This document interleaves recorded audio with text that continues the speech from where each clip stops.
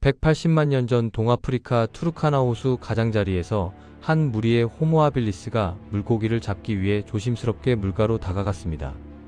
그 순간 불과 몇 미터 떨어진 깊은 물속에서 7미터가 넘는 거대한 그림자가 움직였고, 물이 폭발하듯 솟구치며 엄청난 턱이 한 명의 다리를 물어뜯었습니다. 비명조차 지를 틈 없이 물속으로 끌려 들어간 그는 2톤이 넘는 거물에게 순식간에 집어삼켜지며 뼈 하나 남기지 않고 그대로 사라져버렸죠. 그리고 이 악몽 같은 포식자는 지금 이 순간에도 살아 숨쉬고 있습니다. 현재까지도 인간을 가장 많이 죽이는 동물, 바로 악어죠. 오늘은 우리 조상들을 공포에 떨게 했던 거대 악어들의 이야기를 파헤쳐 보겠습니다.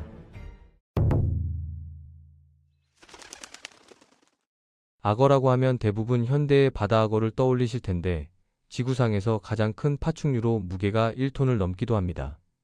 이건 육상 최대 포식자인 북극곰보다도 무겁죠. 질병이나 독을 제외하고 순수하게 인간을 먹이로 여겨 죽이는 동물 중에서는 악어가 1위입니다.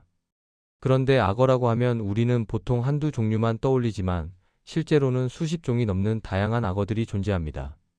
그중 크로코딜루스라고 불리는 악어과는 약 2500만 년 전부터 지구상에 존재해왔거든요. 호모속보다 훨씬 오래된 혈통이죠.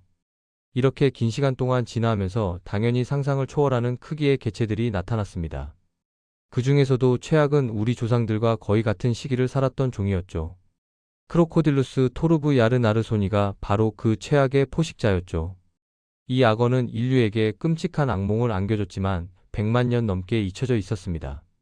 케냐의 투르카나 호수 근처에서 거대한 두개골 화석이 발견되면서 다시 세상의 모습을 드러냈죠.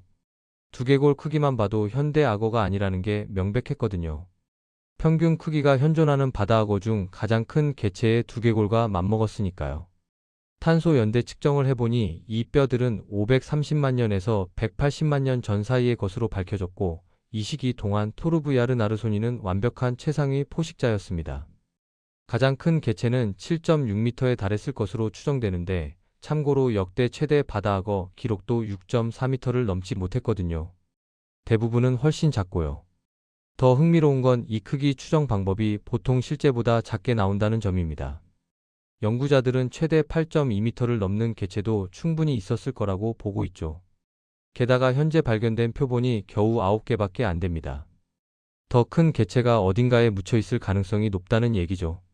크기만 엄청난 게 아니었습니다. 체격 자체도 어마어마했거든요. 생물학적으로 완벽한 수중 탱크였다고 보시면 됩니다. 무게는 2.5톤을 넘었을 것으로 추정됩니다. 평균 하마보다도 무거운 수준이죠. 이 정도 크기면 두려워할 게 없었을 겁니다. 게다가 악어 특유의 갑옷 같은 피부까지 갖추고 있어서 광범위한 부상으로부터 몸을 보호하면서 무적에 가까운 방어력을 자랑했습니다. 거대한 두개골 덕분에 물어뜯는 힘도 상상을 초월했을 겁니다. 현대 바다악어의 교합력을 가볍게 뛰어넘었을 거고, 당시 지구상에서 가장 강한 턱을 가진 동물 중 하나였을 거라는 게 연구자들의 견해죠. 단 한 번의 공격으로 상상할 수 없는 피해를 입힐 수 있었던 겁니다. 그 불행한 희생자 중에는 우리 조상들도 포함됐습니다. 당시 그 지역에는 호모속만 있었던 게 아니거든요. 오스트랄로피테쿠스, 케냔트로푸스, 파란트로푸스, 그리고 호모 하빌리스와 호모 루돌펜시스까지 다양한 인류종들이 함께 살고 있었죠. 그 지역은 광대한 호수와 강으로 뒤덮여 있어서 인류에게 풍부한 담수와 자원을 제공했습니다. 하지만 바로 그게 재앙의 원인이기도 했죠. 깊은 물은 이 거대 악어가 몸을 숨기기에 완벽한 환경이었거든요. 물속에 몸을 감춘 채 기다리다가 놀라울 정도로 빠른 속도로 기습 공격을 가했습니다. 강력한 꼬리와 근육으로 먹잇감을 낚아채면 희생자는 무슨 일이 일어났는지도 모를 정도였죠. 여기서 이상한 점이 하나 있습니다. 이 거대한 악어가 인류와 같은 지역에 살았고, 악어가 인간을 사냥한다는 건 확실한 사실인데, 정작 인류 뼈에서 직접적인 공격 흔적이 발견된 적이 없거든요. 연구자들은 우리 조상들이 분명히 이 악어들에게 당했을 거라고 확신합니다. 그럼 뼈는 어디로 간 걸까요? 답은 꽤 끔찍합니다.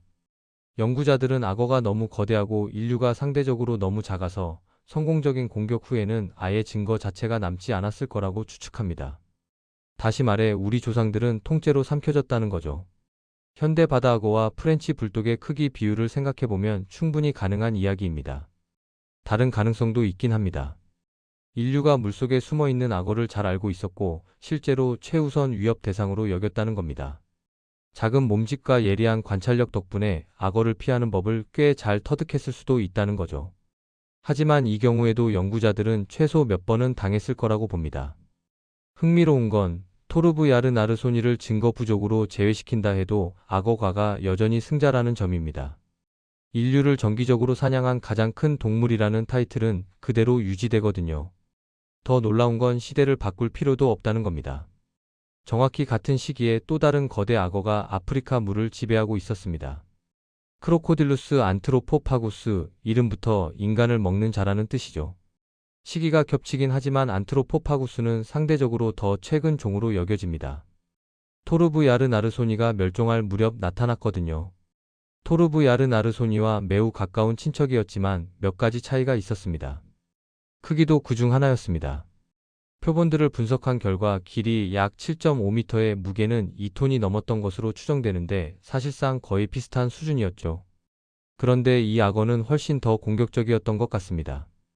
호모 하빌리스를 비롯한 인류 화석에서 악어 이빨 자국이 여러 개 발견됐고 이게 바로 안트로포파구스의 것으로 밝혀졌거든요. 대부분의 경우 희생자의 다리에서 물린 자국이 발견됐고 이는 매복 공격을 의미합니다. 특히 충격적인 케이스도 있습니다. 어떤 불운한 개체는 안트로포파구스에게 다리가 뜯겨나간 것도 모자라 동시에 완전히 다른 포식자한테도 공격받았거든요. 대형 고양이과 동물이었습니다. 자연은 호모 하빌리스에게 정말 가혹했던 셈이죠. 불행은 여기서 끝이 아닙니다. 고생물학자들은 왜 안트로포파구스는 화석에 이빨 자국을 남겼는데 토르브 야르나르소니는 남기지 않았는지 궁금해하기 시작했습니다. 크기는 거의 비슷했거든요. 답은 꽤 충격적입니다. 연구 결과 일정 크기 이하의 악어만 이빨 자국을 남긴 것으로 밝혀졌습니다. 즉 토르브 야르나르소니처럼 특정 크기를 넘어선 악어들은 직접적인 공격 증거를 남기지 않았다는 거죠. 더 큰 개체들은 이빨 자국으로 확인된 적이 없었습니다. 이게 앞서 언급한 끔찍한 가설과 정확히 일치하죠. 악어가 특정 크기를 넘으면 우리 조상의 흔적을 아예 남기지 않았다는 겁니다. 이 두 고대 악어는 현대 악어와 외형은 비슷했지만 한 가지 핵심적인 차이점이 있었습니다. 뿔이 있었거든요. 정확히는 뿔처럼 보이는 구조물이었죠. 토르브 야르나르소니의 경우 눈 위쪽에 위치한 전두골이 융기된 형태로 나타났습니다. 이건 현대 나일악어에서도 가끔 볼 수 있는 특징이긴 하지만 고대 악어들은 상대적으로 훨씬 크고 모든 개체가 가진 표준 특징이었습니다. 안트로포파구스는 한 단계 더 나아갔습니다. 뿔이 눈이 아니라 귀 위에 위치했거든요. 지금까지 알려진 모든 악어 종들보다 훨씬 더 두드러진 뿔을 가지고 있었습니다. 실제로 너무 독특해서 뿔 달린 악어라는 별명을 얻었을 정도죠. 특히 수컷이 이 뿔을 더 크게 가지고 있었고 영역 다툼이나 짝짓기 경쟁 때 크기를 과시하기 위한 용도였을 거라고 추정됩니다. 이 뿔의 존재는 악어들을 더욱 위협적으로 보이게 만들었습니다. 누가 봐도 즉시 피해야 할 포식자였던 거죠. 이들의 표적은 인류나 영장류만이 아니었습니다. 현대 악어처럼 이들도 범용 포식자였거든요. 잡을 수 있는 건 뭐든지 다 사냥했다는 얘기입니다. 코뿔소, 하마, 심지어 작은 코끼리까지도 포함됐을 가능성이 있죠. 이 모든 공포 속에서 유일한 위안이 있다면 이들의 서식 범위가 그렇게 넓지 않았다는 점입니다. 두 종 모두 기본적으로 한 지역에서만 발견됐거든요. 물론 우리가 화석을 많이 못 찾은 것일 수도 있고 실제로는 더 넓은 범위에 살았을 가능성도 충분합니다. 하지만 반대로 생각하면 제한적인 발견 자체가 그들의 크기가 대가를 치렀다는 부분적 증거일 수도 있습니다. 거대한 악어는 깊고 차가운 담수 환경에만 살 수 있었을 겁니다. 과열에 취약했을 테니까요. 작은 악어들이 훨씬 다양한 환경에 적응할 수 있었던 것과 대조적이죠. 게다가 악어가 상대적으로 느린 대사를 가지고 있긴 하지만 초대형 크기는 자원이 부족할 때 분명히 불리했을 겁니다. 모든 걸 고려했을 때 현재로서는 크기 자체가 이 거대 악어들을 멸망시켰다는 게 정설입니다. 서식지를 제한했고 기후 변화에 취약하게 만들었거든요. 특히 플라이오세 시대는 기후 변동이 심했던 시기로 유명하죠. 180만 년 전쯤에는 두 종 모두 사라진 것으로 추정됩니다. 그들의 우월한 스펙이 오히려 경쟁에서 불리하게 작용했을 가능성도 큽니다. 아이러니하게도 주요 경쟁자는 같은 악어류였거든요. 두 종이 살던 지역에는 여러 종류의 악어가 공존했습니다. 예를 들어 투르카나 호수만 해도 다른 새 종류가 더 있었죠. 현재도 존재하는 메소스쿠스, 즉 나일 악어가 그 중 하나입니다. 지금도 그곳에 대량으로 살고 있고 개체 수가 최대 1만 2천 마리까지 될 수 있거든요. 그리고 유리코돈이라는 거대한 악어도 있었습니다. 토르브 야르나르소니와 함께 살았던 경쟁자로 가장 큰 진성악어 타이틀을 두고 다툼이 있죠. 최대 추정치가 7.2m에서 8.6m 사이거든요. 하지만 우리 조상들 입장에서는 다행스러운 점이 몇 가지 있습니다. 유리코돈의 크기를 측정하는 데 쓴 방법이 실제로는 과장하는 경향이 있었거든요. 토르브 야르나르손이 측정법과는 반대였습니다. 생각보다 작았을 수도 있다는 얘기죠. 게다가 이 악어는 거대 동물을 죽이는데 특화되지 않았던 것 같습니다. 유리코돈은 크고 강력한 턱 대신 극도로 가늘고 긴 주둥이를 가지고 있었습니다. 물고기를 잡는 데 특화된 형태였죠. 게다가 대부분의 진성악어와 달리 이빨도 대형 포유류보다는 물고기에 최적화되어 있었습니다. 가늘고 날카롭고 뾰족한 형태로 움켜쥐는데 특화돼 있었거든요. 따라서 거대한 크기에도 불구하고 인류를 제대로 사냥하지 못했을 가능성이 높습니다. 흥미로운 건 나일 악어 같은 작은 악어 종은 오늘날까지 살아남았지만 유리코돈은 토르브야르 나르손이나 안트로포파구스처럼 호모 사피엔스가 나타나기 전 플라이스토세 시대에 멸종했다는 점입니다. 다시 한번 큰 크기가 항상 답은 아니라는 걸 보여주죠.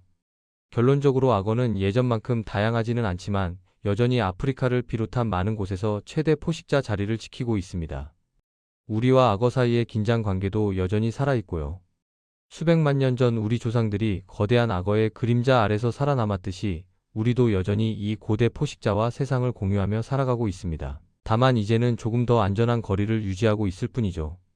이것이 바로 인류를 사냥했던 가장 거대한 포식자, 고대 악어들의 이야기였습니다. 다음 영상에서도 더 재미있는 내용으로 찾아뵙겠습니다.